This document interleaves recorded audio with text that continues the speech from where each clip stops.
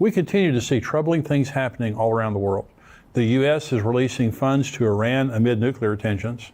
4-year-olds are being taught about sex in children's books in their schools. And the government is threatening parents in California to have their children removed from their homes for not agreeing with their children's gender confusion. Today, I'm discussing some disturbing articles that shed light on the moral disintegration of the world we're living in. I truly believe we're at the end of the end times. In the subscriber portion, I'm answering questions such as, is this the last pope? If you want to hear similar topics and be surrounded by like-minded believers, I want to invite you to Fellowship Church this weekend. We have our Tipping Point Prophecy Conference that's happening September 16th, this Saturday from 9 to 5:30. I'll be there. I'll be speaking twice that day. Rabbi Jonathan Kahn, Dr. Tony Evans, Ed Young, Dr. Mark Hitchcock, Billy Crone. We also have with us Rick Renner joining us that day for our Q&A panel. It's going to be a fantastic day. Rabbi Jonathan Kahn is going to be blowing the shofar. He's going to be speaking. Then he'll be blowing the shofar and leading us in a special service commemorating the Feast of Trumpets, which is this weekend during our prophecy conference. Love to see you there. Go to endtimes.com and you can sign up for the prophecy conference. We have reserved seating. I'll also be speaking at Fellowship Church this weekend. Fellowship Church is in Grapevine, Texas, just about 5 minutes north of the DFW airport. Wonderful church. They have campuses all over the Metroplex. But I'll be speaking Sunday morning on Bible prophecy. So I'm speaking twice, as well as all of our other speakers on Saturday. But then on Sunday morning, I'm speaking again on Bible prophecy. I'd love to have you be a part of that. Have a new book coming out this Saturday, the 16th, that's End Times Answers, 100 real questions from real people. And you can get this on Amazon.com. You can also get it on xomarriage.com. I'm glad you're joining me today. I'm Jimmy Evans. Welcome to the Tipping Point Show. This is from the Jerusalem Post. This is the IAEA, that's the International Atomic Energy Agency.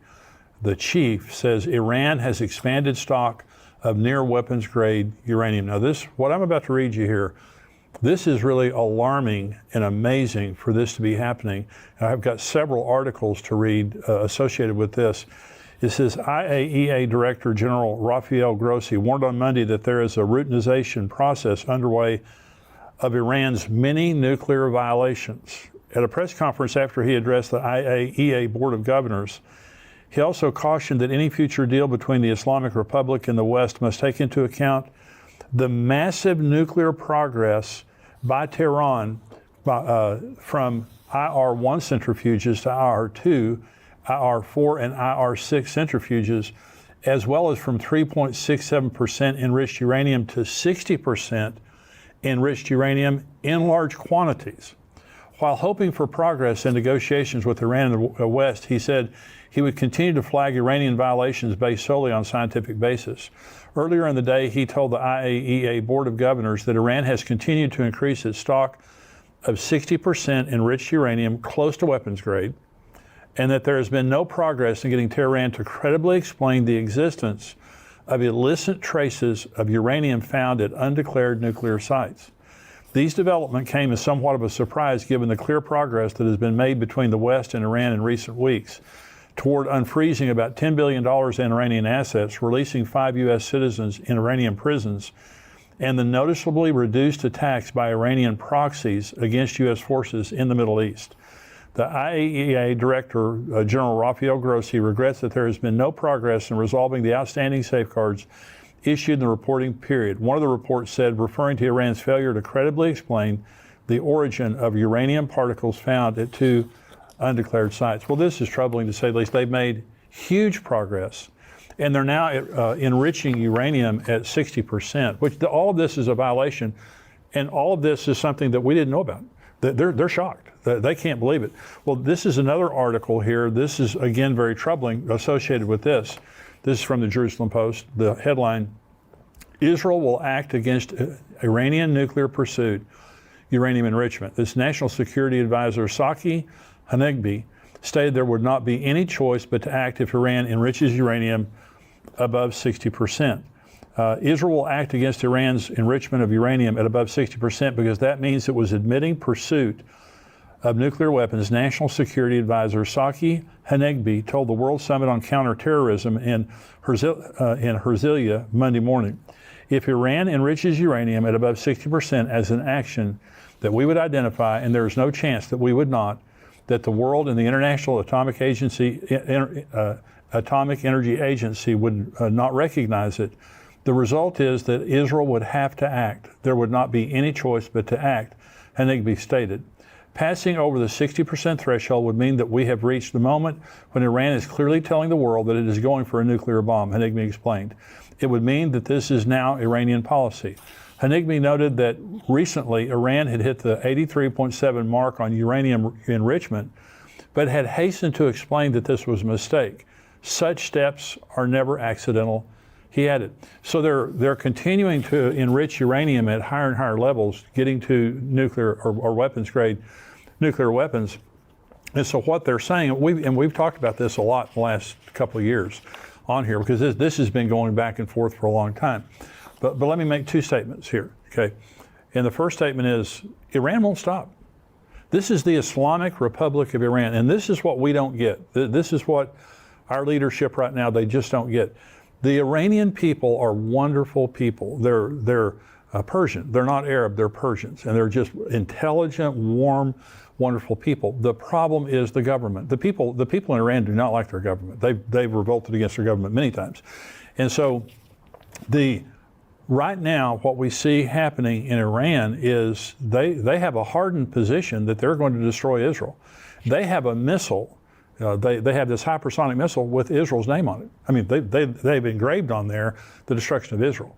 And so they want to destroy the United States and they want to destroy Israel. So two statements. One is they're not going to stop. Absolutely not going to stop.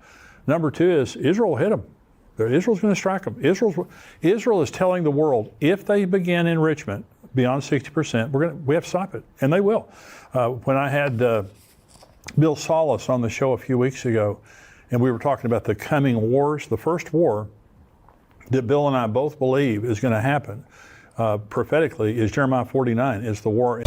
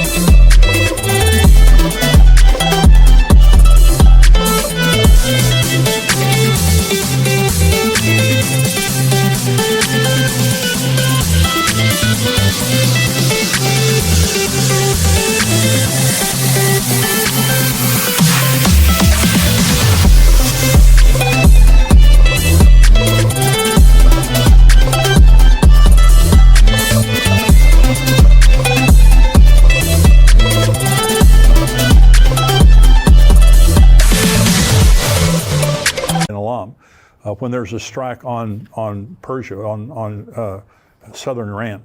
And so I believe this is imminent. I don't know exactly when it's going to happen, but there's just a lot of rhetoric.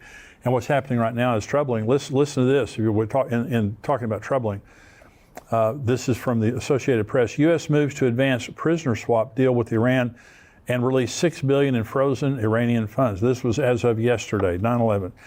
Washington AP, the Biden administration has cleared the way for the release of 5 American citizens detained in Iran by issuing a blanket waiver for international banks to transfer $6 billion in frozen Iranian money from South Korea to Qatar without fear of U.S. sanctions. In addition, as a part of the deal, the administration has agreed to release 5 Iranian citizens held in the United States. Secretary of State Antony Blinken signed off on the sanctions waiver last week, a month after U.S. and Iranian officials said an agreement in principle was in place. Congress was not informed of the waiver decision until Monday, according to the notification, which was obtained by the Associated Press.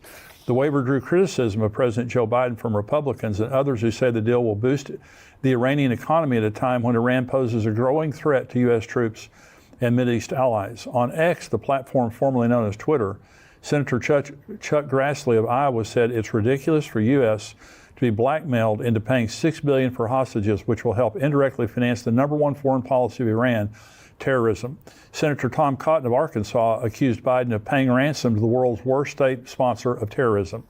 Another Iran hawk, Senator Ted Cruz of Texas, said the waivers were a sign the administration was secretly pursuing a broader deal with Iran to include more than the release of the detainees. Today's news confirms there's already been a side deal, including a $6 billion ransom and the release of Iranian operatives, Cruz said in a statement. So we're now releasing $6 billion to the Iranians. We're releasing some of their prisoners. They're releasing some of our prisoners, and we're also releasing $6 billion. Well, as I've already stated here, they're not doing anything related to their nuclear program. They won't they agreed, I believe it was last March, to reconnect their cameras. They won't do that. They won't account for 2 sites that have traces of uranium. They have defied. They now are, announcing.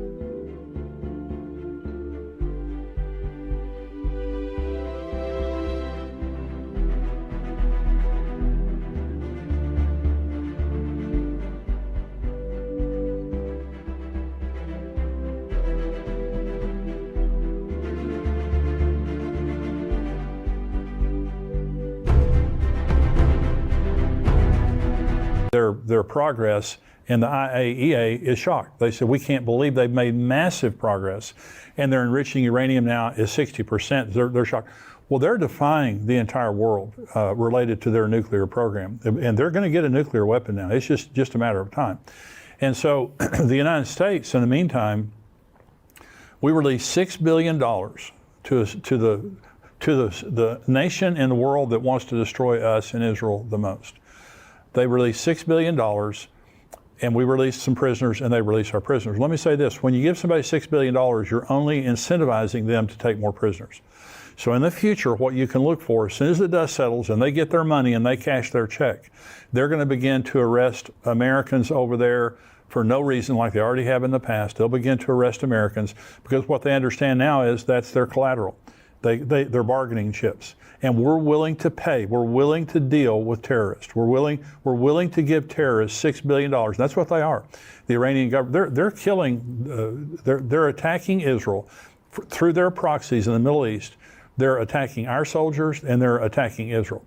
And so, they're endangering American military people that are stationed there in Syria. And so here we are giving them $6 billion at this critical time. It's bad foreign policy, I can say that to say the least. But Iran, the whole situation with Iran, and they're masters. I mean, you got to give them credit. They are masters at negotiation, the Iranians are. They have played the world like a cheap fiddle, and here we are giving them $6 billion and their hostages. Why don't they pay for their hostages to be released? Why do we have to pay for ours? They don't have to pay for theirs. So this is a bad deal all around. But the main thing I'm saying in reading those articles is Iran and Israel, they're going toe-to-toe here pretty quick. I don't know when it's going to happen, but it's getting closer. Hey, listen, thank you for joining me today. Hey, on YouTube, hit your like and subscribe button there. And also, to get all of the news articles and the questions that I'm answering, go to endtimes.com, become a subscriber for $7. God bless you. Goodbye.